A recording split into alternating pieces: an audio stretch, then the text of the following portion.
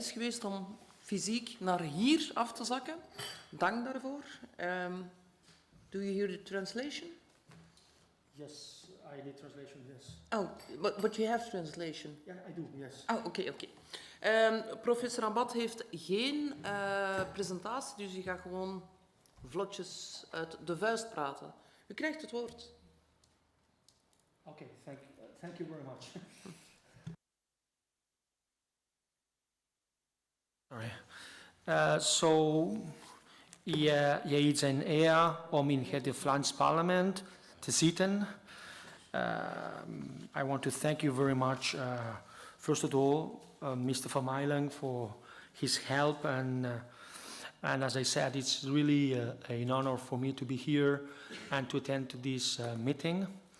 I will try to speak slow because when someone is translating you, it deserves time and some sort of I think it's a question of respect. So if I speak slow, it's not because I'm slow, but it's because I'm giving time to the translator to do his job, her job. So when I was contacted by the Flemish Parliament, I was asked to talk around 15-20 minutes on the topic of asymmetry. It was the intention is that I explain you not only what the concept of asymmetry means, that I'm for sure you know, but also how the concept of asymmetry has been implemented, introduced in Spain, and also the different political and legal moments within the last, let's say, 40 years since the approval of the Spanish Constitution, how this term has been used and how this term has been implemented. So I will focus, my intention is, as I said, to do a chronological analysis of some of the legal and political moments related with the concept of asymmetry in Spain. That's my first aim with the speech of today. My second goal or topic that I want to address is whether some regions and nationalities in Spain, what they are requiring is a concept that we define, at least at the university, as a symmetrical status. I believe that it can be interesting for you when you are dealing with this application of the term in the reality of Flanders. Then whether asymmetry is something inevitable, something that we cannot avoid, right? And finally, if I have time, we will see whether horizontal or vertical asymmetry, it's in political terms more proclive to instability. So when we are talking about the concept of asymmetry in Spain and basically in Spanish constitutionalism, we need to start with the origins of Spain, which is also a contested thing. When we were studying at the school, the Spanish textbooks tell us, some of them they said that Jesus Christ was Spanish, but others are saying that Spain started in 1492 with the marriage of Isabel, the Queen of Castilla, and Ferdinand, the King of Aragon and Catalonia. Whereas this is the starting point, and then we have the struggle of what they call la Reconquista, Spanish history, etc., etc.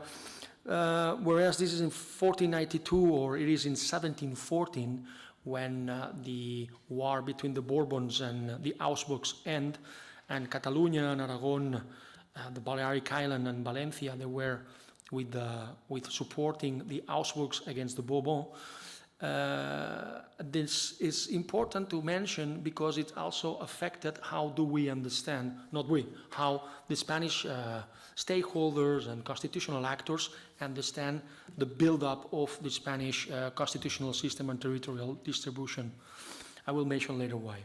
So, in modern terms and in modern era, we will need to focus on the 1930s and the proclamation of the Spanish Republic in 1931 with the first movements towards a recognition of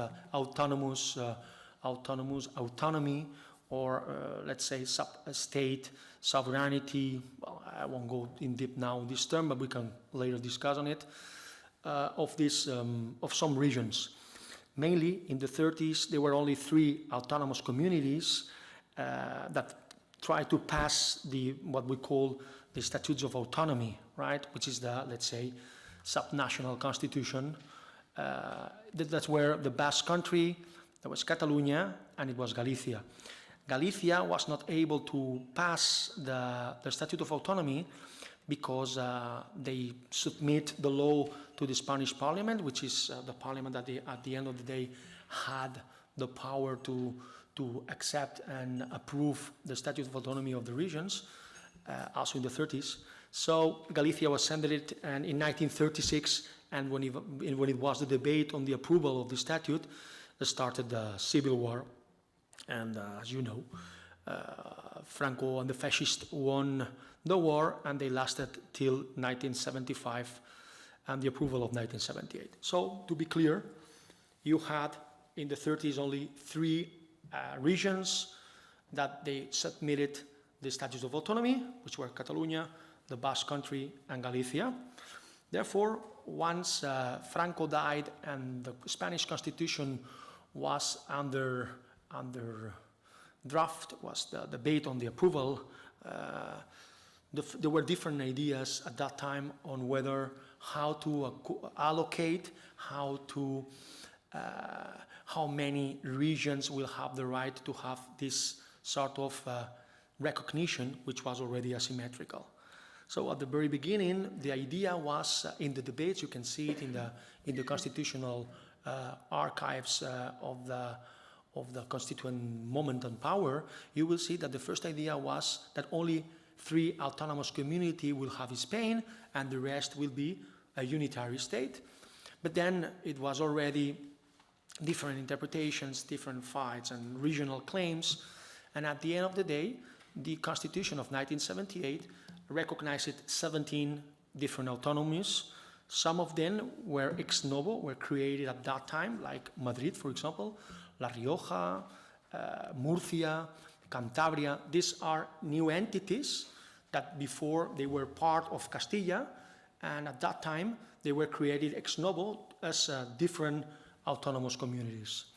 So the Spanish constituent power and the Spanish Constitution later on, at the very beginning, they recognize 2 ways to achieve autonomy in Spain. So they thought, well, we cannot simply have 3 autonomous communities.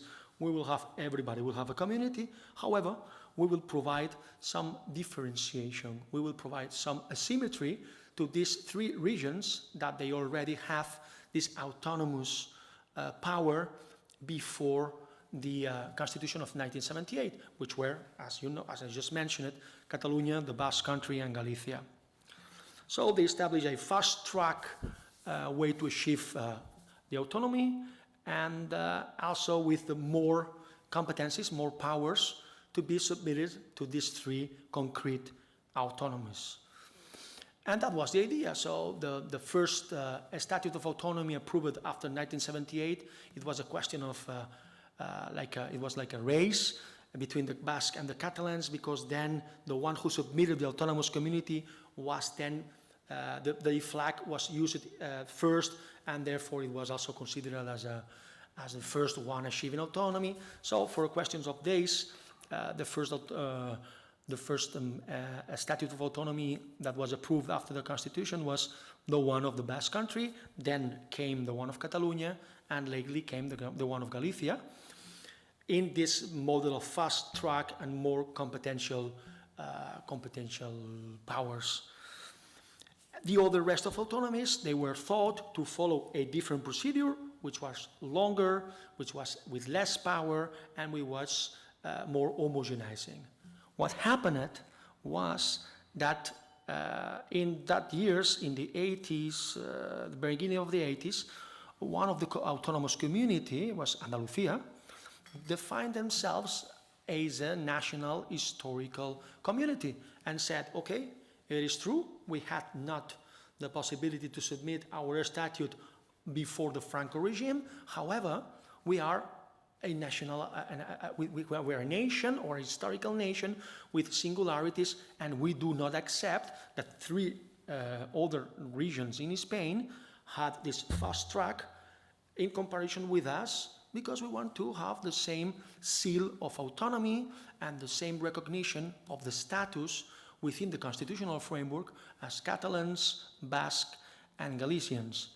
And what they do in the Constitutional Court, first they were studying the case, and the Spanish government, because they were pressed at that time, they passed a law called LOAPA, which was a law saying that there was an harmonization of all the different autonomous regimes, and therefore this previous asymmetry, at least on paper, not in the real constitution using Ferdinand Lasalle definition, but on the paper, was already let's say, changed it, right? Because first it was Andalusia, then it came the Comunitat Valenciana, the Valencian community, and other autonomies, that it was supposed to follow the, let's say, slow track and less competencies, but they jumped up in what we call coffee for everybody, café para todos in Spanish constitutional, let's say, terms. So this was you can see the ups and downs of the claims and recognitions by the constitutional and the state of the differences between the regions, and how this concept of first asymmetry was diluted within the normal praxis of the law. However, the truth must be said, especially when we are in a parliament, right? And if you are recording, so I must say the truth. Even so, there are some elements that are still being asymmetrical in the Spanish constitutional framework already at that time. One of the best examples of this asymmetry, it's located in the Basque country and Navarra, which is another Basque speaker community. These two autonomous communities, they have what we call el cupo fiscal, which is, let's say, a de facto, but also I will say de jure, fiscal taxation independence. So what they are tributing, what the people is paying in the Basque country in Navarra, they collected it, they pay an amount which is not very big in comparison with others, and they do not contribute with the burden of solidarity and with other elements of the state, but they spend the money within their own autonomous communities. This is due to two reasons. The first one is related with this war between Habsburgs and Bourbon that I just mentioned, because Basques and the people from Navarra were supporting the Bourbon at that time. So it is said that this is a sort of recognition of gratitude of Spain, of Castilian, to the Basque at that time. There is also another version which is less romantic, which is, says, this is not my personal opinion, but some people says that this was a sort of way to recognize a sort of political recognition in order to stop the terrorist attacks and implosions of ETA at the beginnings of the 80s. That was really, really dramatic at that time. So it was thought that from the Spanish state, again, this is one of the versions, if we do recognize the fiscal authority and fiscal independence of the Basque country and Navarra, maybe is a way to calm down these guys over there in the north, and we will win some sort of stability in our system. Nevertheless, and despite whether it was an historical recognition or a measure to try to stop some sort of terrorist reactions or terrorist aspects in the Basque Country. This is still being nowadays a clear example of asymmetrical measure in Spain. There are others. For example, Catalonia has the autonomy and has the competence over the prisons, over the criminal penitentiaries. The Basque Country, they do not have this because they were always under suspicion that they will put all these terrorist prisoners together within the Basque Country, and therefore it will also destabilize the political system in Spain in a way or in another. So this has been, as you see, and I can mention to you with a lot of examples, this has been a sort of continuous struggle between the different autonomies in a sort of competence among themselves, which in some cases they have ended in hostility among the same autonomous communities. So this in 2005, Ibarretxe, which was the president of the Basque Country, tried to pass a new autonomous statute. It was banned and stopped. He proposed a sort of free state like Puerto Rico with the United States. It was stopped in the constitutional court. It was called in the parliament, and therefore it came the Catalan proposal of a new statute of autonomy that was approved. And we had all this mess, because this is the only way to define what happened later on, that the Catalan parliament approved the statute, it was sent to Madrid, that it was changed it out, therefore, and then it came years later in 2010, the Constitutional Court with some decisions, even cutting out and changing the statute that was approved in a referendum by the people in Catalonia. So there are other examples of asymmetry. I will be very glad to answer your questions, whether you have interest in some examples. Let's say Catalonia and the Basque Country, we have a different civil system than other regions in Spain, etc., etc. The Canary Islands, because of the geographical reality, they have also a specific taxation of some goods. But the questions that I wanted to end in this short speech was the first one is whether in composed and plural states or political entities, asymmetry is something that we cannot avoid.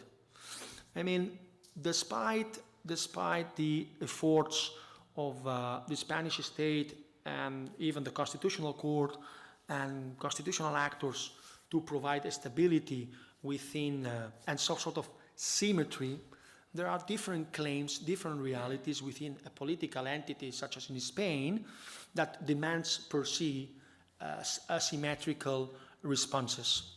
So the question is whether this is something that we can avoid or not, and whether the response from the state to these asymmetrical claims, or symmetrical depending who is doing the claim, how to react in a way to provide some sort of stability.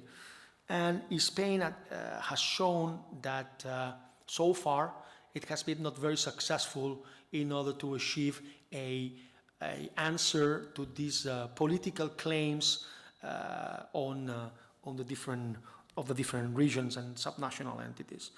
As an example of these different competence, let's say, among the autonomous communities, we have that after the approval of the Catalan statute and the submission by the Partido Popular and the Spanish court, the Ombudsman and other public institutions of a constitutional appeal to the Constitutional Court. So we had a decision saying that a lot of the powers that were approved by the Spanish Parliament and the Catalan Parliament together and voted in a referendum by the Catalan people, they were declared unconstitutional. So some of these competencies and powers that they were clear and listed, and there were no doubts about which powers we were talking about, they were also assumed by other autonomous statutes of autonomy in Aragon, in Andalusia, and even in Valencia, or even in the Balearic Islands. So in these cases, the Constitutional Court did not say that these same competencies were unconstitutional. right? So whether Aragon wants to have the same constitutional status as Catalonia, or the Valencian community wants to have the same status as the Basque country, is a question that we need to put on the table and to know whether it makes sense or not, and whether this helps to a competence among the different autonomous communities, or and how, if it really makes sense from a legal perspective. Because, again, Spain, as a state, composed state, is composed by very different entities with very different realities, cultural realities, economical situations, etc., etc.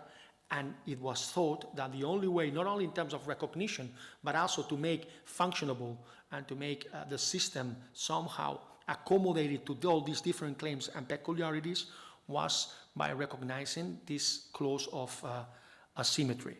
So I believe that this is more or less what I wanted to say. I can go, of course, more in deep on the constitutional framework and with more details on the constitutional articles and provisions that are establishing the competences of the different autonomous communities, depending whether they were on the slow or the fast track.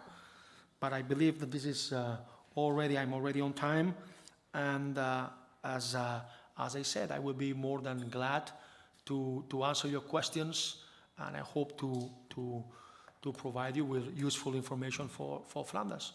Dank u wel. Dank u wel, professor Abad. En voor de eerste ronde beginnen we met de vooruitfractie. Dus collega Genet, u hebt geen bijkomende vragen? Dan kan ik overgaan naar de PvdA, maar naar goede gewoonte zijn die niet aanwezig. Dus dan zitten we bij de N-VA-fractie. Collega Van Lauwen? Ja. Ja, van de PvdA horen we niets. Collega Van Lauwen. Ja, dank u mevrouw de voorzitter. Ik kom terug tot de vragen. Ik dank alleszins de professor voor zijn overzicht dat hij gegeven heeft. Ook de historische toelichting hoe bepaalde zaken natuurlijk geëvolueerd zijn. We weten natuurlijk allemaal dat Spanje eigenlijk heel lang op het Europees continent nog een fascistische dictatuur is gebleven onder Franco. Ik denk tot, was nu 75, dat hij gestorven is. En we weten ook dat onder dat regime elke vorm van autonomie, regionalisme eigenlijk verboden was. U kan het misschien nog verduidelijken, maar ik dacht zelfs dat de talen, zelfs het Baskisch en het Catalaans, zelfs vanuit Madrid beperkt werden of verboden werden. Misschien kan u daar nog wat toelichting over geven. Maar dat draagt natuurlijk bij dat daar een bepaald regionalistisch, volksnationalistisch streven ontstaan is, maar eigenlijk ook wel altijd bestaan heeft. U hebt het inderdaad heel uitgebreid gehad. Ik wil eigenlijk heel even terugkeren. We hebben toen die grondwet gekregen in 76, 77, waar dat er inderdaad dan wel een vorm van autonomie, maar dus asymmetrisch, maar die ook er nu nog altijd voor gezorgd heeft dat het quasi onmogelijk is om een regio of een natie, dat die onafhankelijk zou worden volgens die grondwet die toen in die postfascistische periode is opgemaakt. Onze stelling alvast van de N-VA-fractie is: een grondwet is er om de burgers te beschermen tegen de overheid, maar niet om de overheid te beschermen tegen de burgers. Het moet willekeur van de overheid voorkomen, maar vooral ervoor zorgen dat wat de burgers willen niet afgeremd wordt door een grondwet. Zeker wanneer die grondwet eigenlijk is opgesteld. Ik zeg niet dat die door postfascisten is opgesteld, maar we kunnen niet ontkennen dat er toch betrokkenheid was van de entourage van Franco bij de opmaak van de Spaanse grondwet die nu nog altijd bestaat. Ik denk dat toch een van zijn ministers daarbij betrokken was en, laten we eerlijk zijn, de Partido Popular toch ook wel nog zijn linken heeft met, of linken had met dat regime. Maar dan kom ik inderdaad tot mijn vragen en u hebt inderdaad terecht gewezen op het asymmetrisch model dat er bestaan.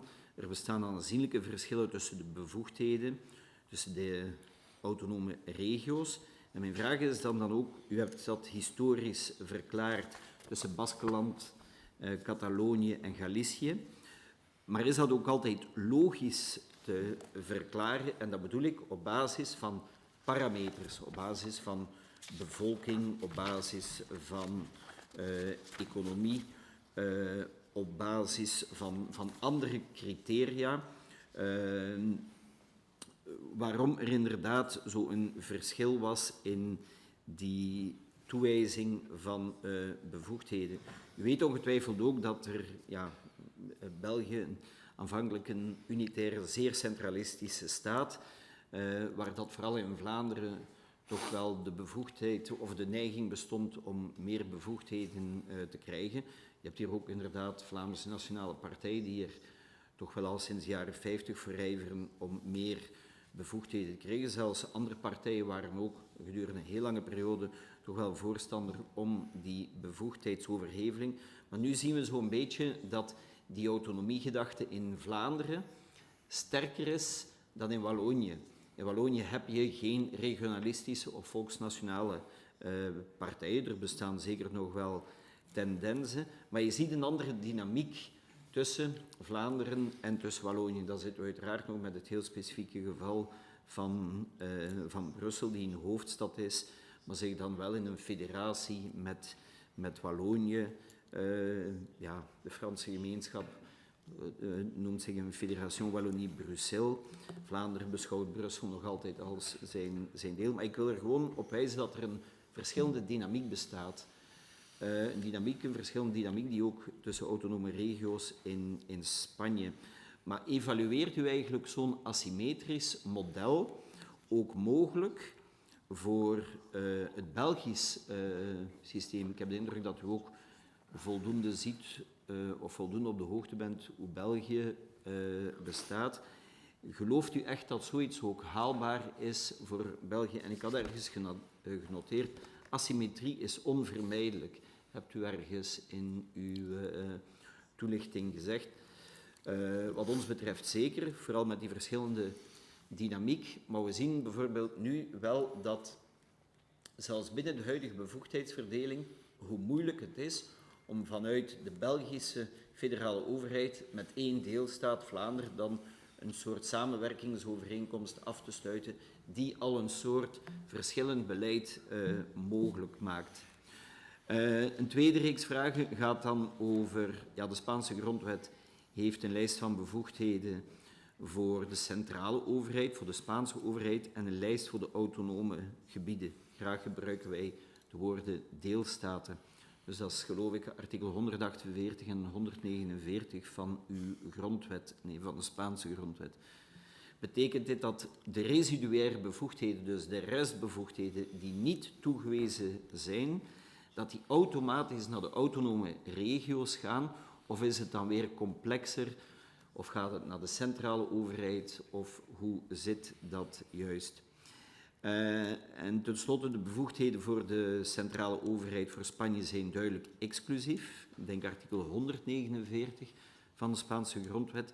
Die voor de deelstaten zijn dan niet exclusief. Is dat dan concurrerend? Dat wil zeggen dat dan de deelstaat, maar ook de centrale overheid kan. En is daar dan een vorm van hiërarchie? En betekent dit dan dus dat Spanje, de centrale staat, altijd nog beleid kan ontwikkelen naast dat van de deelstaten en dus eigenlijk de bevoegdheden van die deelstaten niet exclusief zijn. En tenslotte, maar mijn collega's Chris en Arnoud komen daar ook nog op terug. We hebben gezien dat de pandemie ook een soort van stresstest was. Ook al op de bekwaamheid van van instellingen om te reageren. Hier is er een systeem geweest van een overlegcomité, waar dat dan de centrale overheid met de deelstaten onderhandelde. En op die manier wel ergens betrokken waren bij het coronabeleid, de aanpak van de coronacrisis. Is dat ook zo in Spanje? Worden de autonome regio's ergens proactief betrokken bij wetgeving van de centrale staat in bepaalde crisissituaties of bijvoorbeeld bij grondwetswijzigingen? Tot daar, mevrouw de voorzitter, een paar vraagjes. Collega Van Dijk. Dank u wel, mevrouw de voorzitter. Professor, ook van mijnentwege hartelijk dank voor uw aanwezigheid hier. Aansluitend op de vragen van mijn collega is het voor ons natuurlijk altijd heel interessant om, wanneer we het hebben over institutionele zaken, om verder te kijken dan wat er zich in België voordoet, maar in dit geval toch de scope naar heel Europa te houden. En mijn collega's zullen het me waarschijnlijk niet kwalijk nemen dat ik wel heel even dieper ook op de Catalaanse zaak wil ingaan, omdat ik vind dat dat toch wel zijn relevanties heeft voor mogelijkse ontwikkelingen hier dan wel in andere landen.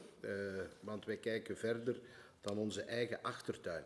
Professor, u hebt, dacht ik, zelf ook een uitspraak gedaan en daar wil ik u even mee confronteren of uw stelling daar vandaag ook over horen. Wat mij in Zonder stoorde een aantal jaren terug, dat was de manier waarop Europa omging of nog steeds omgaat met dynamieken die in de lidstaten zich afspelen. Een eerste voorbeeld dat ik naar voren wil halen, dat was de houding van de Europese instellingen naar aanleiding van het referendum in Schotland. Het referendum in Schotland dat gelegitimeerd geweest is door de Britse overheid, waarbij de toenmalige premier ook gezegd heeft, kijk Schotten, jullie krijgen hier de kans om u uit te spreken. Op een hele andere manier dan de Spaanse overheid gedaan heeft. Ze hebben dat gelegitimeerd. Terwijl, en dat heeft mij enorm gestoord, dat de Europese instellingen zijn daar komen tussen fietsen met het verhaal van, kijk Schotten, pas op, een yes-stem is een exit uit de Europese Unie. En ik ben ervan overtuigd dat die houding heel wat Schotten, en ik kom daar zo dadelijk op terug, heel wat Schotten weerhouden hebben om die yes-stem wel degelijk te geven. Een paar jaar later hebben we dan de Brexit-referendum gekregen en daaruit bleek dat de Schotten wel degelijk Europees gezind waren en zijn en in grote mate nee gestemd hebben voor de Brexit, maar als lid van het Verenigd Koninkrijk mee de exit gekregen hebben. En ik vind dat een enorme paradox en ik vind dat een enorme blamage voor de democratie dat die Schotten onthouden werden om vervolgens wel, in het Nederlands zeggen ze dan, bij de bok gezet worden en eigenlijk Europa de rug moeten toekeren, terwijl ze dat initieel zeker niet wensten. Een lange inleiding misschien om toch uw mening dienaangaande te weten, want u hebt, denk ik, daarover ook uitspraken gedaan. U hebt verwezen naar artikel 34 van de Weense Conventie van 1978, die eigenlijk stelt wanneer een deel van een staat die lid is van de Europese Unie, wanneer die zich afscheidt van haar moederstaat, dat eigenlijk de regels die wat dat grondgebied betreffen, dat die eigenlijk overeind blijven. En in dit geval, dat geval van Schotland, dat eigenlijk het signaal dat de Schotten kregen, dat dat allesbehalve correct was, ergo nu ook het referendum in Catalonië, waar sommigen dan zeggen van kijk, Catalanen, denk goed na. En mijn persoonlijke contacten in Catalonië overtuigen mij ook van het feit dat de Catalanen zeer Europees gezind zijn. Dus graag daarover toch wel uw standpunt, uw mening. En wanneer ik dan iets verder op die Catalaanse zaak in kan gaan, maar ik zou zeggen, behoud die antwoorden voor het laatste, zodanig dat we eerst de antwoorden krijgen over casuïstieken die zich in België voordoen. En het zat ook een stukje in uw betoog. Maar kan u daar iets meer op ingaan? Het feit dat het Grondwettelijk Hof in Spanje heeft het autonomiestatuut van 2006, 2010 hebben ze juridisch aangevochten met het argument dat het ongrondwettelijk is. En ik heb uit uw inleiding verstaan dat zij die houding niet aannamen wanneer het over andere autonome regio's ging. Dus mijn vraag is, ja, wat was de drijfveer of zijn daar toch bepaalde elementen in dat nieuwe statuut die voor het grondwettelijk hof te ver gingen? En welke waren dat dan? Over wat voor bevoegdheden ging dat? En dat ligt dan ook in verhouding tot de vraag die mijn collega reeds stelde, wat die residuaire bevoegdheden betreft. Want ik denk dat het een ook niet los van het andere kan gezien worden. Mevrouw de voorzitter, mijn excuses dat ik iets verder in die specifieke zaak die een beetje verder staan dan de materies die hier in ons land voorliggen nu. Maar ja, institutionele zaken, niemand zegt dat dat alleen over onze eigen institutionele zaken moet gaan. Dank u wel. Kan absoluut geen kwaad, collega Van Dijk. Collega Dank u Koen? wel. Ja, dank u voorzitter. Nog heel kort. Professor, u zei in uw toelichting dat ook op vlak van fiscaliteit er ja, toch wel sprake is van asymmetrie tussen de regio's. Dat er zelfs een aantal regio's zijn die quasi ja, fiscale autonomie of quasi onafhankelijk zijn op vlak van fiscaliteit. Die ook niet bijdragen aan de nationale solidariteit, om het zo te zeggen.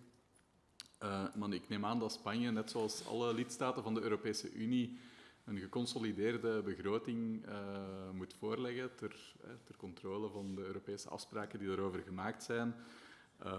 Dus ja, hoe is die fiscale autonomie voor deelstaten in een federale staat te rijmen met budgettaire discipline? Of ja, welke mechanismen zijn er dan ingebouwd in het systeem om die nationale geconsolideerde begroting onder controle te houden?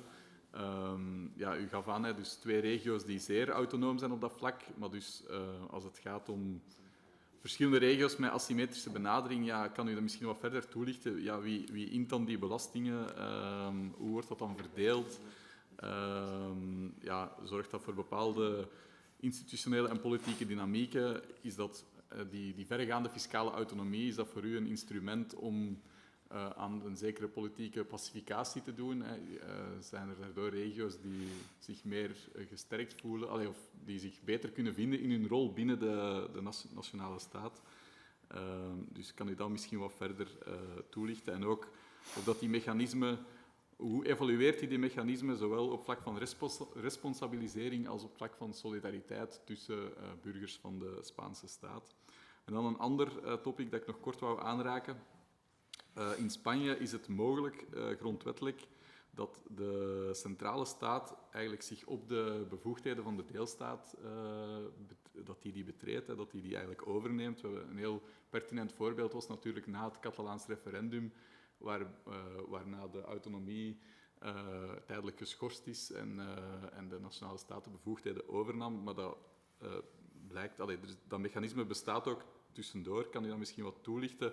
Of dat alleen in dergelijke uitzonderlijke gevallen gebeurt, of dat vaker voorkomt?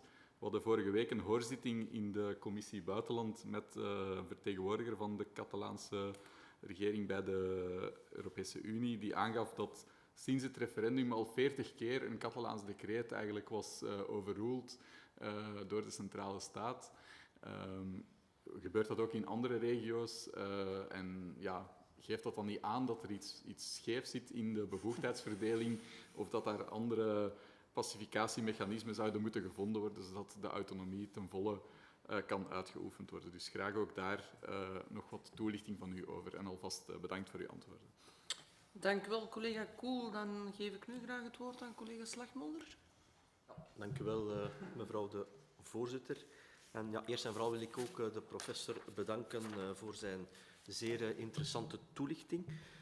Professor, ja, zoals u gezegd heeft, is er in Spanje een vorm van asymmetrische autonomie, waarbij sommige deelstaten meer autonomie en bevoegd hebben dan andere. Ook hier in België kunnen we in zekere zin spreken van asymmetrie, maar dat ligt dan meer op het institutionele vlak en niet zozeer of slechts in zeer beperkte mate op het vlak van de bevoegdheden. Het Belgisch federalisme is vooral gekenmerkt door nevenschikking en dat wil zeggen dat de federale wetgeving dezelfde kracht heeft als die van de deelstaatwetgeving. Er is ook exclusiviteit van bevoegdheden. Ja, professor, is in zo'n model ook specifiek wat de bevoegdheden betreft asymmetrie op een ruimer vlak toepasbaar? Dat wil zeggen dat voor sommige deelstaten meer bevoegdheden bij de deelstaten zouden kunnen liggen en minder bij de federale overheid en voor anderen dan het omgekeerde. En hoe wordt dan zoiets financieel en fiscaal geregeld om massale welvaartsoverdrachten ten nadele van bepaalde deelstaten te vermijden? Dan een volgende punt, ja, de Catalaanse kwestie. Ik volg al een tijdje in de commissie Buitenlandse Zaken de Catalaanse kwestie. En ja, het Vlaams Belang staat als onafhankelijkheidspartij zeker achter de legitieme strijd die de Catalanen voeren om onafhankelijk te worden. Een strijd die ondanks een duidelijk draagvlak bij de Catalaanse bevolking, een democratische meerderheid in het parlement en een aantal acties in die richting vanwege de Catalaanse deelstaatregering tot op heden helaas op een mislukking is uitgedraaid. Het Spaanse staatsapparaat is erin geslaagd het Catalaanse onafhankelijkheidsstreven te criminaliseren en op die manier uiteindelijk de pas af te snijden, ondanks de duidelijke wil van een meerderheid van de Catalanen om onafhankelijk te worden. Nu, professor Vuije was hier enkele weken geleden te gast en was best streng voor de aanpak van de toenmalige Catalaanse regering. Volgens hem waren ze absoluut niet voorbereid om die stap te zetten. Hadden ze absoluut geen plan of blauwdruk om die onafhankelijkheidsbeweging tot een succes te doen uitgroeien. Hij verweet hen ook enerzijds buiten de grondwet te treden met dat referendum, maar anderzijds toch nog in zekere zin de Spaanse instellingen en grondwet te erkennen door er op die basis mee in dialoog te gaan. Dus eigenlijk stond men met één voet binnen en met één voet buiten de grondwet. Volgens professor Vuije is het puur technisch en internationaal rechtelijk nogthans wel degelijk absoluut mogelijk voor volkeren om, indien ze hiertoe de democratische wil hebben, tot onafhankelijkheid te komen, voor zover ze dat dan tenminste degelijk voorbereiden. De Catalaanse situatie is in heel wat opzichten niet te vergelijken met de Vlaamse. Zo zijn de Catalanen een kleine minderheid in Spanje, terwijl in Vlaanderen de Vlamingen getalsmatig dan wel de meerderheid uitmaken, maar politiek toch geminoriseerd zijn. Dat is toch wel een fundamenteel verschil, maar het lijkt mij toch interessant om te vernemen of er lessen te trekken zijn uit de problematiek waar de Catalanen mee te maken hebben. Dus daarom volgende vragen, professor. Ja, deelt u de mening van professor Vuije dat de Catalaanse regering onvoldoende voorbereid was om de stap naar onafhankelijkheid te zetten? Hoe kijkt u daar als wetenschapper op terug? Waaraan wijt u de mislukking tot op heden van de Catalaanse onafhankelijkheidsbeweging? Had een andere aanpak en een betere voorbereiding volgens u wel tot een positief resultaat kunnen leiden? Welke lessen zijn daaruit te trekken voor andere onafhankelijkheidsbewegingen? En deelt u de mening van professor Vuije dat volkeren wel degelijk tot onafhankelijkheid kunnen komen voor zover ze dat internationaal rechterlijk goed voorbereiden en aanpakken? Tot zover mijn vragen, mevrouw de voorzitter. Dank u wel, collega Slagmulder. Dan is het nu eigenlijk aan CD&V, maar collega Van Rompuy was hier net, maar nu even niet. Dus ik dan openveel deze hier gewoon niet. Collega Joska, bijkomende vragen. Professor. Okay. So, thank you very much for all the questions. Let me see, because I take notes, I believe, of all of them. Some of them are a little bit complicated to respond. I will try to do my best. And I understand that some of the statements that I did need some sort of context or even clarification. So now I will hope to take the lead and answer your questions properly. So first of all, on the questions on, I apologize because my Dutch is horrible, so I will destroy your surnames. I'm really sorry about that. So to Professor Van Looijen, when he was talking about that autonomy was forbidden under Franco, yes, in fact. I mean, I have not spent a single second to even talk about the fascist repression in my country, mainly because, for example, members of my family were executed. So it's an issue that, when we go abroad and we see some of the most important professors in the United States that they define the Francoist regime as dicta blanda, sort of instead of dictadura, it's a soft authoritarianism, it really threats me. it really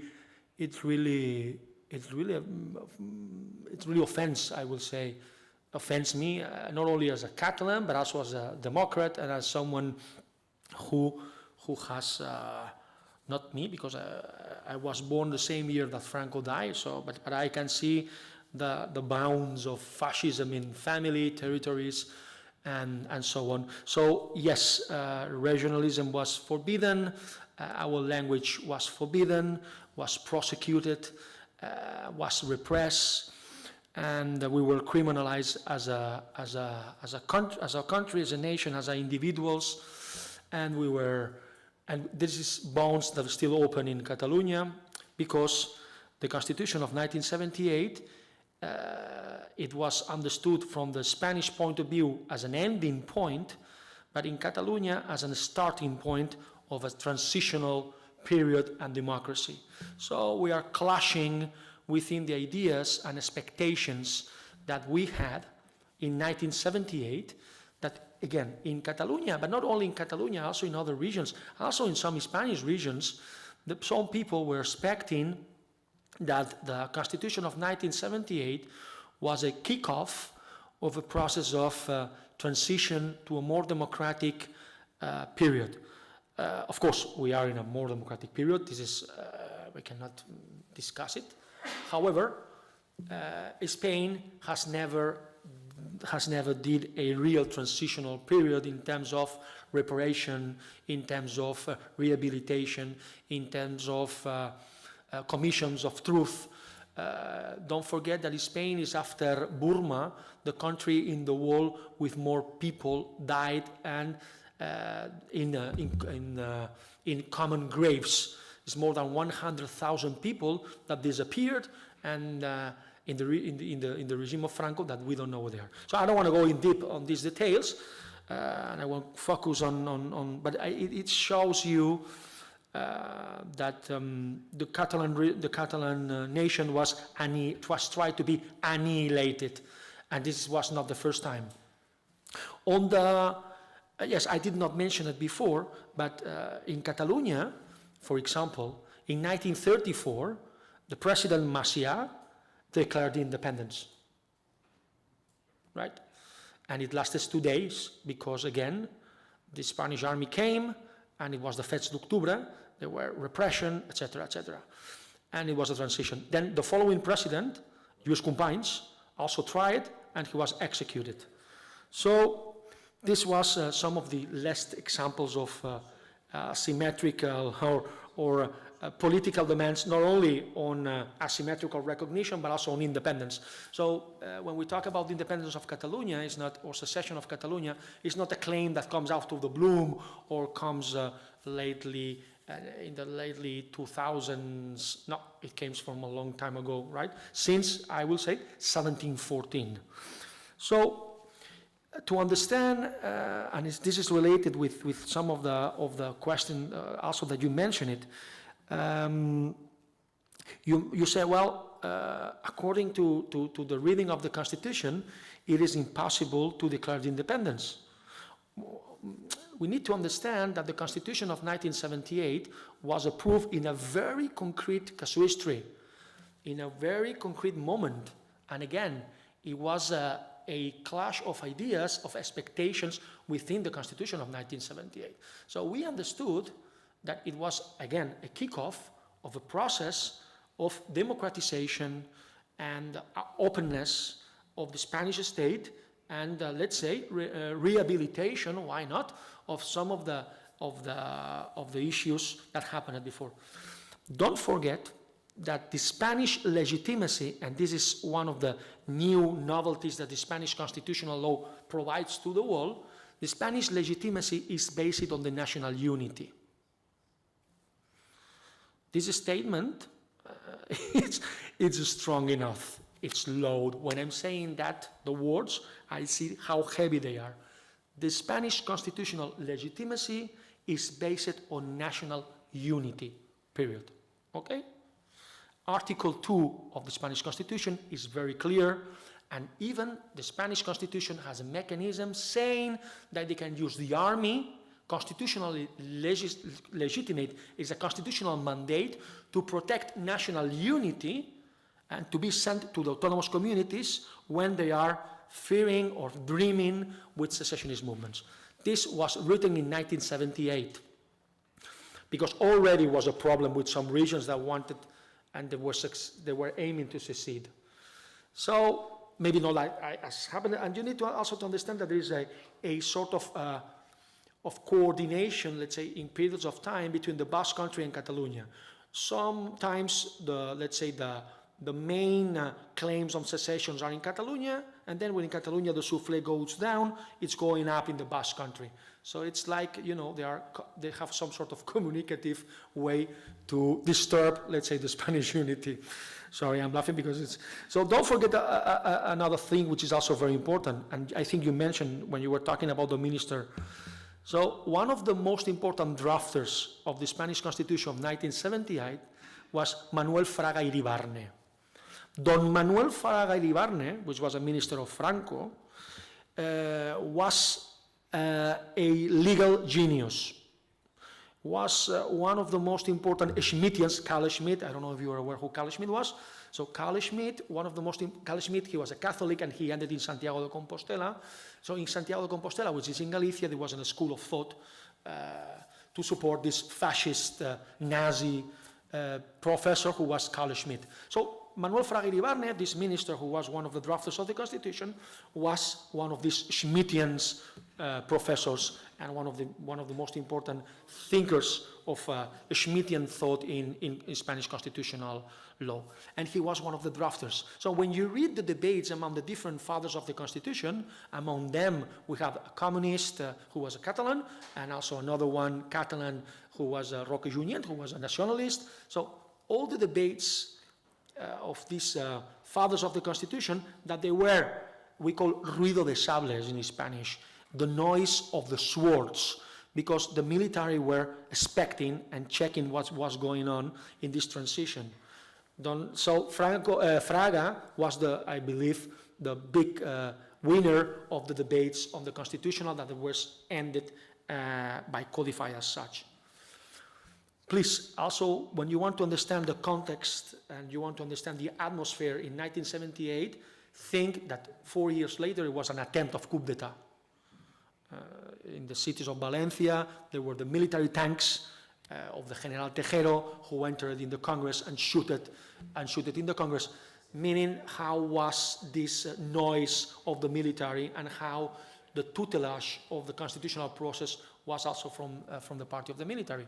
So this was understood as something of the past, and in Catalonia, in the Basque Country, but as I said, in other regions more progressive in Spain, we thought that was the starting point, right? So you also asked me about the parameters of why Galicia, the Basque Country, and Catalonia were leading these asymmetrical claims. So I will say that the main common aspect that these three national sub-state entities share is that we have a different culture. So we have a different language, a different culture, and a different civil institutions, different civil law. So Catalans, we speak Catalan, our language, our identity is mainly based in our language, but also we have a different civil code and civil law, civil tradition. Also it happens in the Basque Country and also happens in Galicia. In Galicia they speak Gallego, which is the same language as Portuguese, right? So that's mainly I will say, one of the parameters that made the distinction between these three regions and others. But it is true that it's not the only one, because there are other regions like Comunitat Valenciana or Balearic Islands that they speak Catalan, or Navarra that they speak Basque, that they don't have these claims of self-determination. So what we also share with the Basque and the Catalans, that part of our population is in France. So there's a Catalan region in France. It's now diffused and diluted because the French they know how to do that within the Occitanie, la Grande Occitanie, but we have la Catalogne du Nord, this is North Catalogne, which is, they are Catalans, and also happens with Iparralde, which is this region of the Basque Country that is also in France, but they are Basque. It also happens with Nafarroa. This is also Nafarroa is Navarra. This is also Nafarroa is another region of French, Basque speaker regions in France. So this is something that we share. Of course, in terms of identity, Galicia has sharing a lot of this Portuguese because they are bordering and they are sharing the same cultural ties and so maybe this let's say non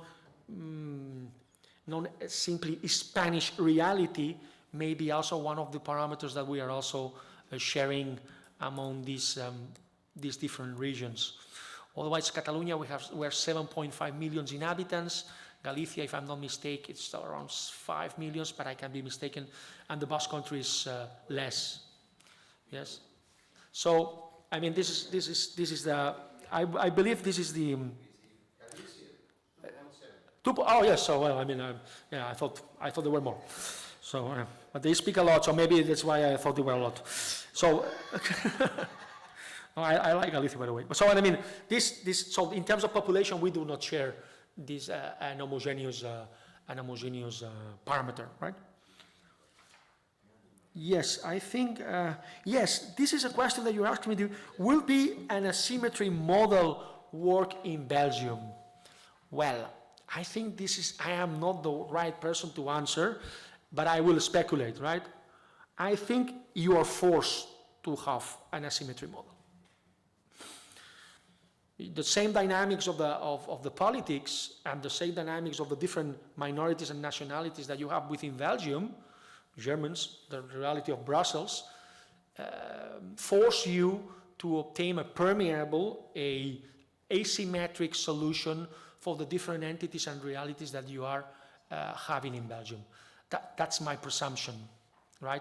Especially because, if I'm not mistaken, the weight in economical terms of Flanders cannot be compared with the ones of Wallonia, let's say. Therefore, you face here also in terms of how do you accommodate the newcomers in Belgium in terms of language, which language do you provide to the newcomers, because this is also a big issue in Spain, right? So I believe that the only way to deal in a, let's say, of course, in a way that provides stability will be within a model of asymmetry thought maybe by the people of Flanders, the people of Wallonia, and the people of Belgium together. Because at the end of the day, what it really matters is the one who decides which kind of asymmetry I'm applying. So if you don't have the power, the asymmetry is going to be against you. If you have the power, the asymmetry is going to be in favor of you, right? So I'm sorry to talk about realistic terms, but this is at the end of the day how politics are working in our composed states, right? So I believe I'm answering your questions. I really appreciate. Thank you very much. So I know there's another one here. Constitution on competencies. Yes. The fourth question on which the distribution of competencies in Spain, it's a mess. There's no another way to define it. A mess. Nobody really knows what's going on. Not even the Constitutional Court. And it's not because I'm a guy from Catalonia. No. My colleagues in Madrid, in Castilla-La Mancha, and the Spanish professors, they will tell you the same. It's really a mess. And if someone explains you perfectly and in detail how the distribution of powers is happening and following the formula or the matrix, because it's a matrix established by the Constitution, please send my telephone number and I will be very glad to listen it and to understand it and to then to explain to my students in a very rational way, because there is no possible rational explanation. Okay? When I said that, it's a bit like Belgium. I don't know. I don't know. So on the competencies were exclusive or non-exclusive, and whether the autonomous communities whether the autonomous communities, they can claim for a new competence. Well, this is happening, but it's a sort of race. So the state is also doing so. It's not clear which competence, who has the power on the new competence that arose, but there's a race competing among the different autonomies, but also the state, to regulate and to take it. Then we will see whether we exercise or not. Not only from the realm of the state, but also from the realm of autonomous communities, because, and this must to be said, in Catalonia we have a lot of competencies that we do not apply,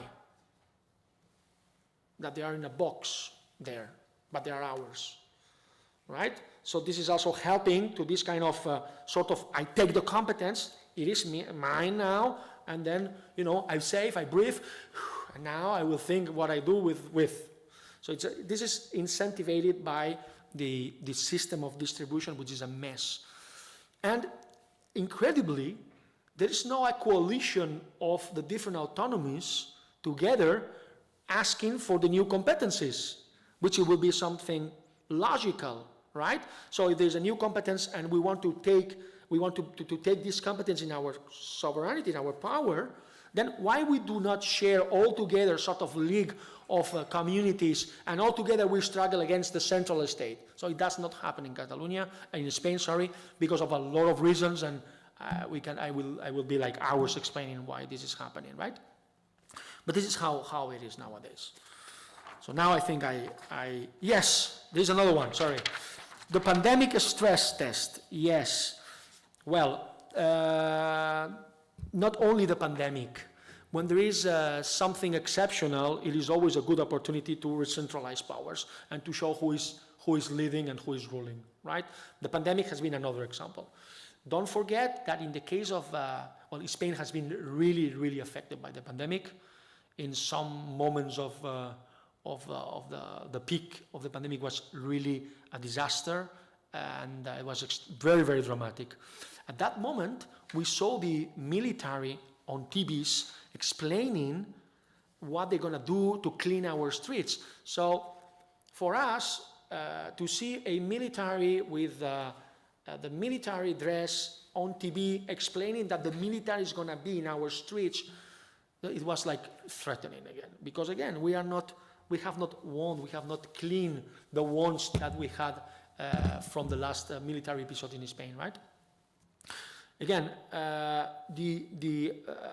and this is an example of the other question that you did before. According to the constitutional distribution of powers, Catalonia has the power of these sanitary things, right? Clean, and now is the government, because we are in an emergency. And abusing of the concept of emergence, I remember now with differences, the Article 48 of the Weimar Constitution. So more or less, the Spanish government were doing the same thing. We abuse of the concept of exception, and we recentralize the different competencies, because we are in an emergency, it's a sanitary emergency, and we have the military in the streets cleaning the different areas, etc., right? But excuse me, but this was in the constitutions, and then according to our statute is our competence. Yes, but under the state of emergency, we recentralize this competence. So, right? This is how it was. So thank you very much for all your questions. Then I also appreciate the question of Mr. Van Dijk. Van Dijk, yeah, sorry. Sir Anthony van Dijk. Van Dijk, okay. Sorry about that. So, Van Dijk. Now it's clear. Okay, I will forget it. So, you asked me about Europe dealing with different dynamics on regional aspects. This is a question that really, I don't know how to express it with words. I mean, you said later on that Catalonia is a very pro-European nation, and it is. Don't forget that during the process of the different consultations, the main question of whether we wanted independence or not was to remain within the European Union, right? So Catalonia is per se a very pro-European nation or nation, right? And the truth is that from the Catalan perspective, they expected far more involvement of the European institutions. Maybe it was a wishful thinking, right? Or but that was so, especially after the disproportionate reaction of the Spanish police after the symbolic referendum of October the 1st, right? So, and you know, it was already on the agenda, because myself, I was in Poland, invited by the Max Planck Institute and some members of the European Commission, and I was saying in Warsaw that the application of Article 7 of the Treaty of the European Union, because of the vulneration of Article 2, which established the main principles of the Union, could be a solution to refrain, to stop a possible disproportionate reaction of the Spanish police when the referendum, symbolic referendum, took place. But so it was really disappointed from all these European Europhilics, the reaction of the EU when the symbolic referendum took place. Yes, well, about the constitutional competencies that were declared unconstitutional in Catalonia but not in other regions, there is a list. I can show you, if you are interested, I can send you the link, because there was the Institute of Governmental Studies in Catalonia did an Excel, so you can check all the competencies, and I will be very glad to send it to you. It comes for, and what happened was that the competencies that they were declared unconstitutional in the Catalan case, they were not put under an appeal in other cases, and therefore they were sort of consolidated, right? Okay. So because the Catalan statute was the first one to be under the Constitutional Court by an appeal of different state institutions, but not other statutes. Other statutes also were later on, but some of the competencies that were declared unconstitutional were not under the appeal of under the appeal, and therefore the Constitutional Court was not forced to respond on these same competencies. But again, I mean, there's a huge study of this, and I will be very glad to share it with you. Okay, so I don't know how I'm gonna pronunciate this name now without laughing. Just Coil. Okay. Okay. So you did an excellent question. Thank you very much. Yes, honestly, yeah. I mean, and it's not an easy answer, but I will try to explain you how this works out, right? The fact that the Basque Country and Navarra have a de facto, but also legal, because legally is legally established, quasi-independence is a fact. So how this works? It's not easy, but there is an agreement between the state and the autonomous community. So you ask me, who collect the taxes? The Basque Country institutions.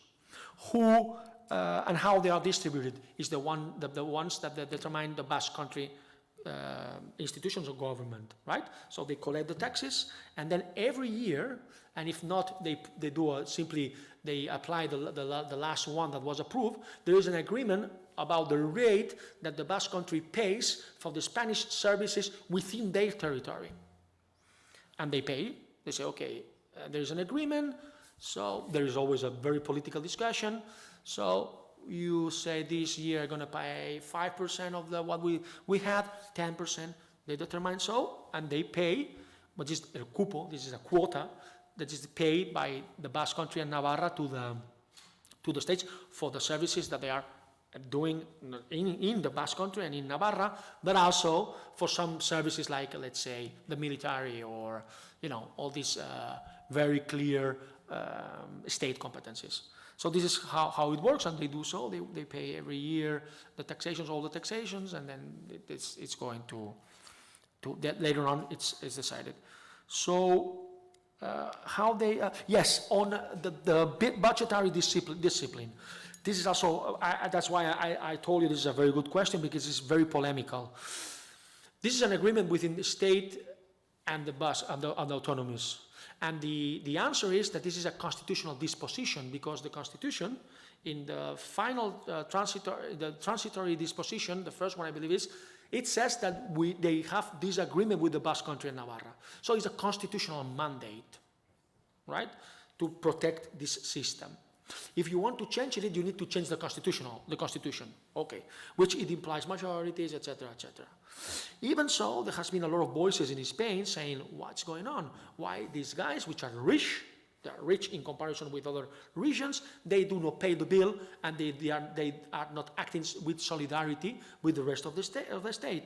So the answer has been always the same. This is a constitutional mandate. This is how the system has been working for now 40 years. And the way that Spain assumes the budgetary discipline is counting already with this, let's say, burden within their counts. Okay? This is how it works. And then you also asked me about the application of the 155, which was the suspension of the Catalan autonomy. Okay. And you mentioned that there was I don't know if it was you, that was a professor saying that, you asked me whether it was the first time that the Article 155 was approved to suspend the autonomy of a region or something. So the first time that was approved was this time against Catalonia. It is a procedure which is the only one that it happens in the upper house, so in the Senate, and it was really pathetic, because they didn't know how to apply it. It was not clear how to apply and to enforce this article. So it was for the first time, and they were learning at the same time that they were applying this article. It was only one time that Fraga was thinking to apply the Article 155 against the Basque Country in one moment that there was a peak of terrorism, and the Basque government was not collaborating with the Spanish government at that time. But they did not apply it because they considered it was too strong, it was a policy too strong even to be applied in the cases of terrorism, right? So it was the first time, and it was based, the application and the drafting of the 155 of the Spanish Constitution is in comparative terms based in an article that appears in the German the basic law, right? Bundesgesetz, yeah. So, thank you very much. Slak Mulder, thank you very much for your questions. So, asymmetry could be applied, asymmetry can be applied differently, the concept of asymmetry from a tax perspective. Yes, I think that the answer is already in some of the comments that I did. If you have the power, then you can apply asymmetry in a way that is related with your political objectives and wills, right? So, as you see, the case of the Basque Country is a clear asymmetrical model applied based on historical grounds or a kind of pacification to a concrete nation within Spain, and it is clearly asymmetrical. So whether you apply, how do you apply and how do you adopt the concept of asymmetry? It depends on the one who has the decision-making capacity, right? Yes, the ambition to be independent has been criminalized. Yes, well, yes, they will tell you, it depends who answers this question. In Spanish, professor will tell you that no, because there's still being people in Catalonia that clearly defend secession and support independence, and they vote independentist and secessionist parties that they have been trying to illegalize. So the reaction after the referendum was clearly disproportionate and repressive. We're talking about hundreds of people because demonstrated that have been prosecuted, as you know, political prisoners, etc., and still is being a prosecution of Catalan secessionist population. Yes, the following question that you mentioned about the idea to come to a dialogue on the referendum, this is the first news that I have. I thought that the referendum was to declare independence, not to dialogue. The dialogue was before the referendum. I mean, I know, because I know it, that the Catalan government was very keen to agree on the question, on the threshold, on the date, on the participation, and that was on the how to accommodate the result within the constitutional parameters, but that was before the referendum.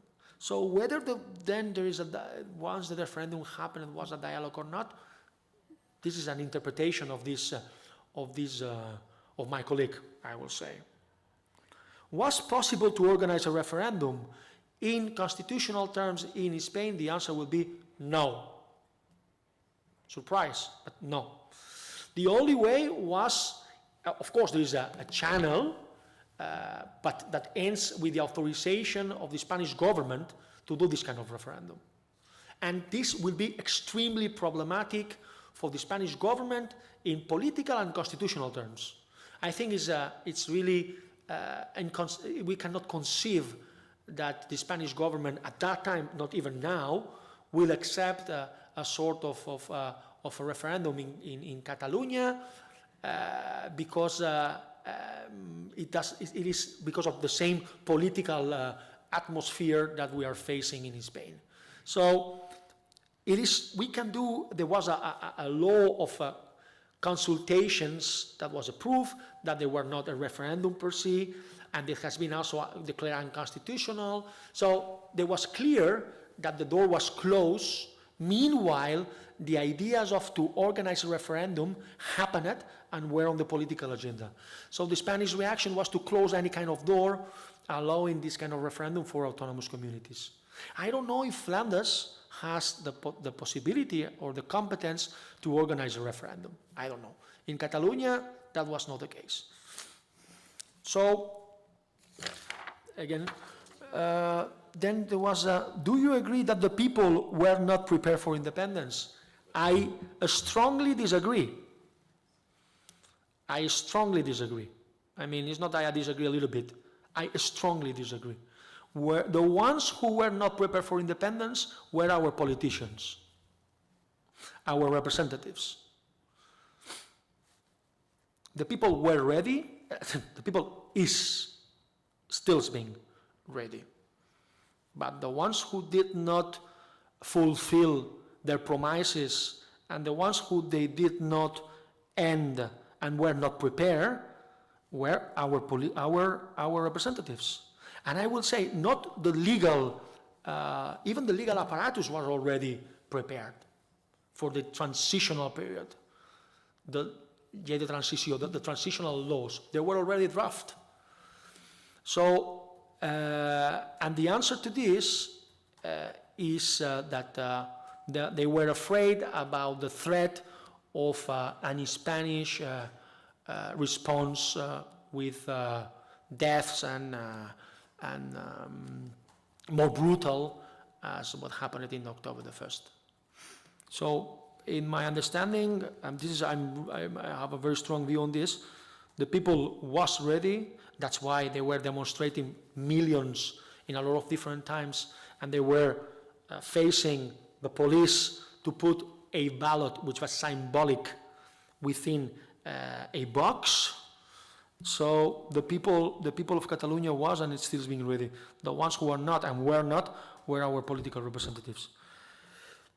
And maybe because they did not prepare as they should the referendum and the aftermath of the referendum. So, can a group of citizens declare independence? Well, this is a very complicated question. and it depends. It depends of different factors and aspects.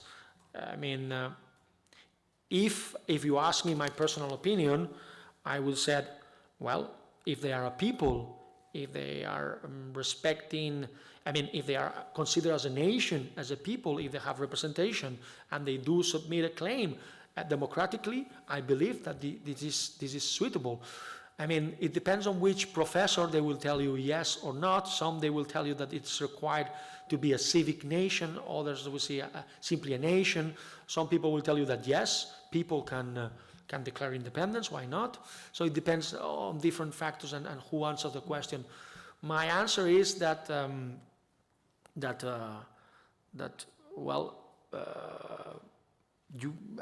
one thing is how do you declare independence, and you need. For me, it's democratically.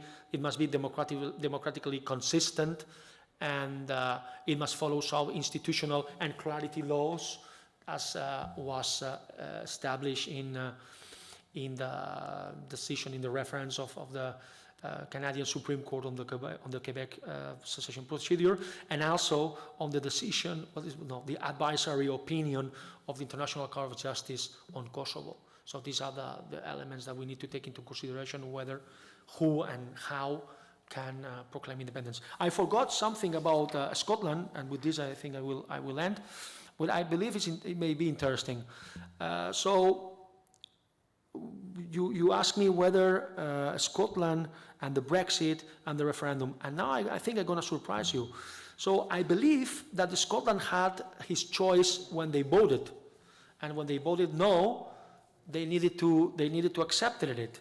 So you tell me, yes, but later on came the Brexit and changed everything, mutatus mutandi, right? The political reality that we are experiencing nowadays in Scotland could be not thought before the referendum of the Brexit. And I will tell you that I believe this is a mistake. Why? Because when the people of Scotland was voting, when they were voting for the referendum, there was already on the agenda the Brexit. So it was the politicians in Scotland that they did not use the potential possibility of a Brexit and the implications that the Brexit could have, democratically speaking and economically speaking, to Scotland at that time. So there was already on the agenda. And I believe that to introduce, yes, I know it's quite, my Scottish friends, they always get mad with me, but this is what I believe. And also, you cannot put the idea of a referendum on a table every 3 years, 4 years. You need to have, I believe, clearly believe, because when you put the idea of a referendum, and it is really a referendum, the whole political scenario, changes. It monopolizes and it polarizes society, because you have only normally 2 questions. You have a question and 2 answers. So it is really a tectonic element. Then you cannot put every 3 years, 5 years, the idea of a referendum within a state. And that's why I believe that the best way to do so, of course, this is again a wishful thinking maybe in a more developed democratic society like in Canada or maybe the United Kingdom, not in Spain, as the evidence have shown, is that to have a clarity law, say, look, this is the referendum, this is the threshold, this is the people who's going to vote, this is the majority that we required, and then this is how do we implement, maybe with transitory aspects, etc., etc. And then to clarify how to organize and how to enforce the result of the referendum for a period of time. And maybe a vacatio time where you will not use the idea of referendum within a decade or so. So I believe I have answered all the questions. I thank you very much. I really appreciate your passions to be here and to listen to me. Thank you very much. Goed, dank u wel, professor Abbats, voor uw ruime antwoorden. Zijn er nog collega's die bij konden vragen? De collega van Lauwe. Ja, dank u, professor, voor uw antwoorden die inderdaad zeer duidelijk waren. Ik heb nog 2 kleine vragen. U hebt inderdaad gezegd dat de Spaanse grondwet, ik denk, you said, it is a mess. about the competences, de bevoegdheden van de centrale staat en Yes. van de autonome regio's. Nu, wat wij in België hebben als grondwet is uiterst complex, maar vooral dat bevoegdheden opgesplitst zijn tussen de centrale overheid en de deelstaten. Men heeft bevoegdheden uit elkaar gerafeld, getrokken om ze toe te wijzen aan de verschillende overheden. Maar wij hebben daarnaast ook een systeem van blokkeringen, dus veto's, waarbij wanneer een voorstel gelanceerd wordt dat in een andere deelstaat of op het federaal niveau niet geapprecieerd wordt of buiten de bevoegdheid zou treden, waardoor dat geblokkeerd wordt met een systeem van, we noemen dat bevoegdheidsconflicten, belangenconflicten. Dus er zijn in de grondwet is een systeem van blokkering en een systeem van veto's opgesteld. En mijn vraag is, kent Spanje dat eigenlijk ook? Of is het gewoon een overruling met die concurrerende bevoegdheden? En een tweede vraag die ik nog heb. Gisteren niet, vorige week hadden wij de Catalaanse diplomaat, vertegenwoordiger hier in Brussel. En hij sprak onder meer op dit ogenblik over nog een 3000 personen die vervolging riskeren in Spanje omwille van hun politieke actie, politieke overtuiging. Kan u dat ook nog bevestigen?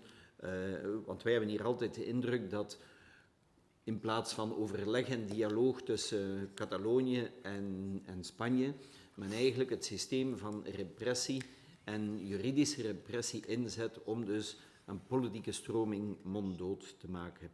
Tot daar nog kort deze twee bedenkingen. Zijn er nog collega's die bijkomende vragen hebben? Collega Van Dijk, Sir Anthony Van Dijk. Chris Dank u wel, Van Dijk. voorzitter. Professor, uw Schotse vrienden zullen misschien boos geweest zijn, maar ik niet. Goed, nee, maar heel even op dat punt toch, dat de brexit-discussie toen al gevoerd werd, dat klopt. Maar het is evenzeer zo dat de hoge Europese functionarissen wel degelijk gesteld hebben dat een yes-stem voor onafhankelijkheid een exit uit de EU is. Dus dat heeft wel degelijk meegespeeld. En in die optiek kan ik uw collega's begrijpen. Nog één kleine vraag. Vorige week hadden wij hier ook in de werkgroep professor Sian Muller. En die formuleerde rond de recessie eigenlijk twee vragen die zouden moeten beantwoord worden. Indien men regels wil gaan formuleren, en ik ga het citeren in het Engels.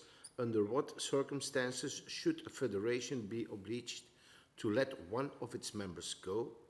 And B, who should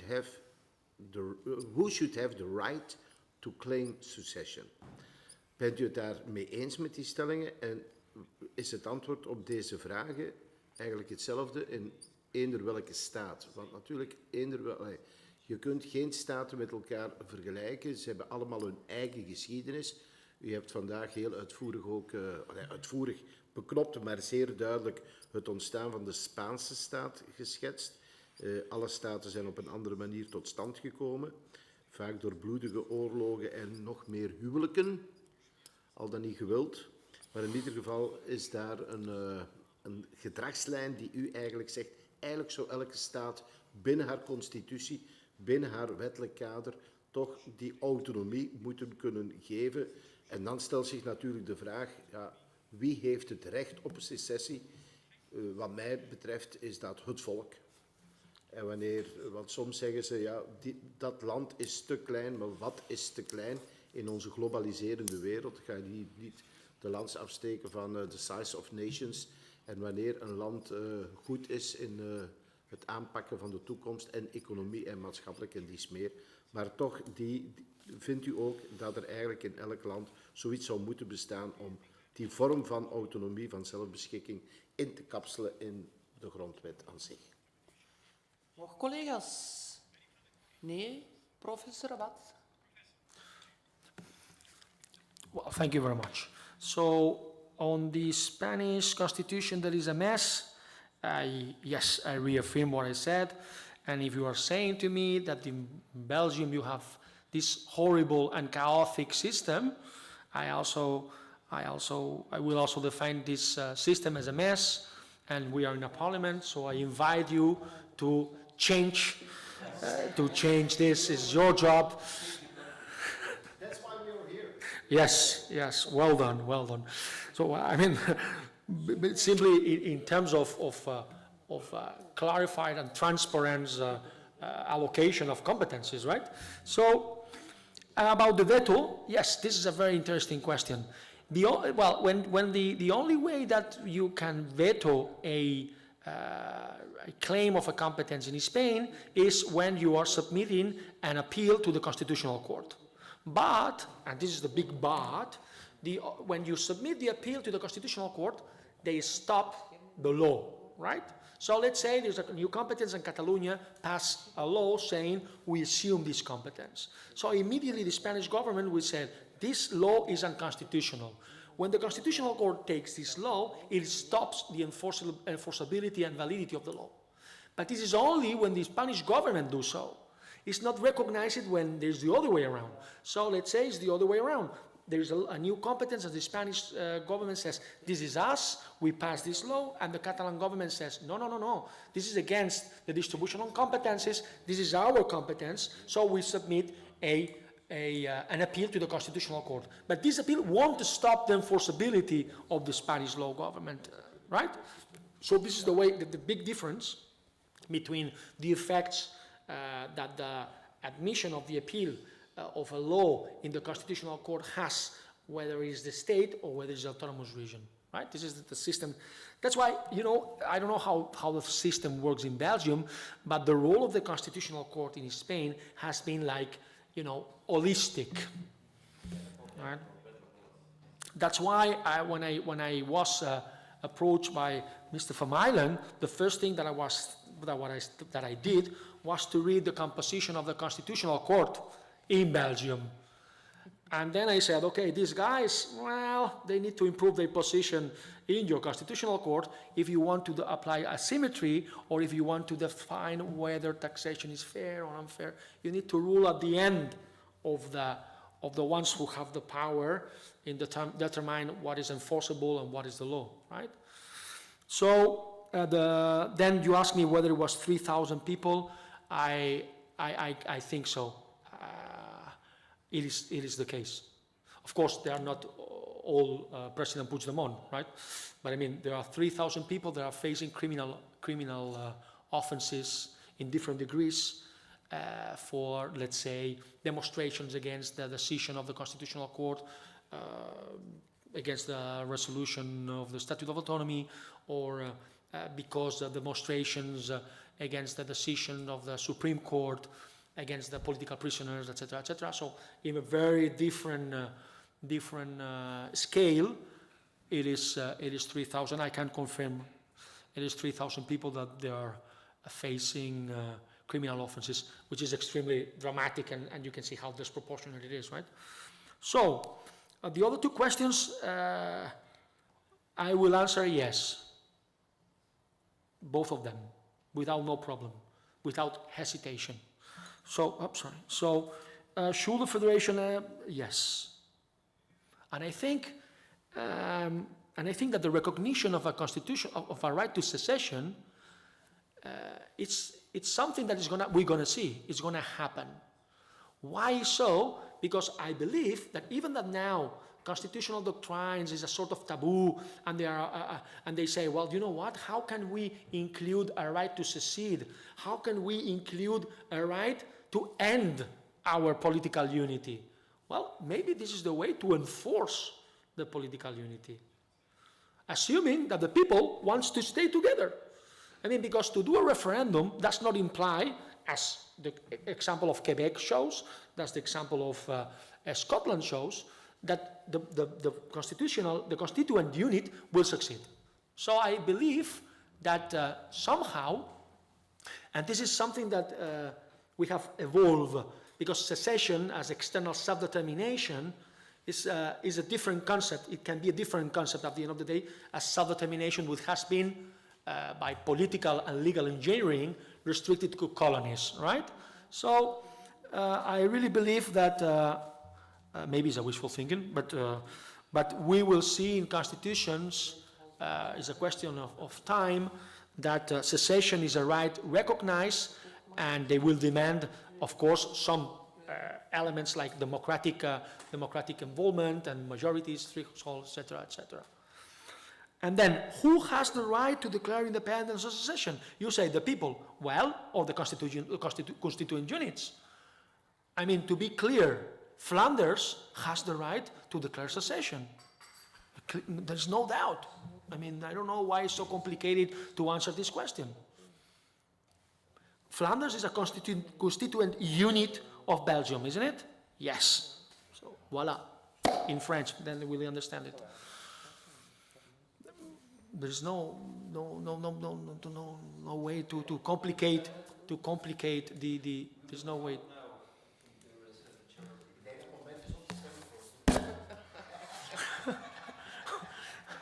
Okay, so I think I was clear in my answer. Thank you very much. Dank u wel.